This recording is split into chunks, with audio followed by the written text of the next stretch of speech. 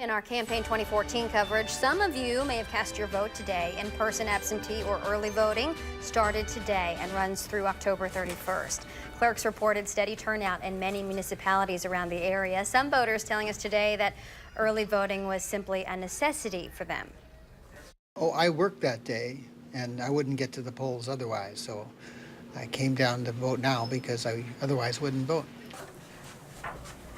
This is the first election where early voting hours are limited from 8 a.m. to 7 p.m. during weekdays. The city of Madison used to hold weekend hours, if you remember, but those are no longer allowed. Wisconsin Attorney General J.B. Van Hollen has given up any attempt to put voter ID in place by November. 2 weeks ago, Van Hollen said he was looking at ways to implement the law. This despite the U.S. Supreme Court blocking voter ID. This afternoon, the AG's office said after studying the issue, Van Hollen is no longer trying to get the law implemented. Friday night's debate was the last one between the candidates for governor. And they may have left you a little confused when talking about the state's budget situation. Political reporter Jessica Arp tries to clear things up. It is tonight's reality check. Wisconsin just finished its last fiscal year, June 30th of 2014. The numbers just came out this week with a $517 million surplus. The next state budget will begin with a surplus of $535 million. That $1.8 billion number you hear out there actually comes from an assumption based on zero growth. That just doesn't happen.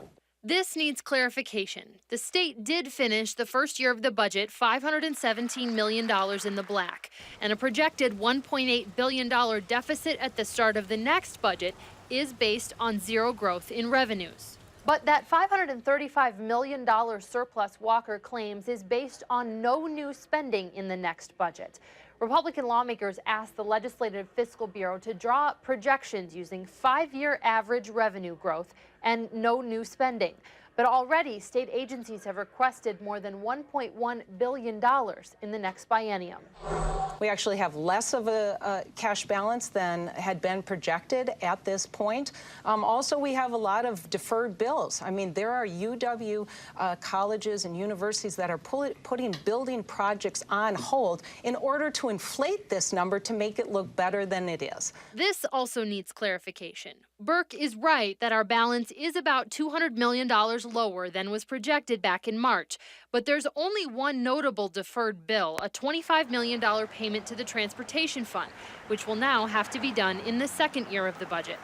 As far as the building projects go, there have been some delayed UW system dorms in Eau Claire and Whitewater. But those delays wouldn't necessarily affect the budget. While the state approves those projects, student fees pay for them. I'm Jessica Arp with this News 3 Reality Check.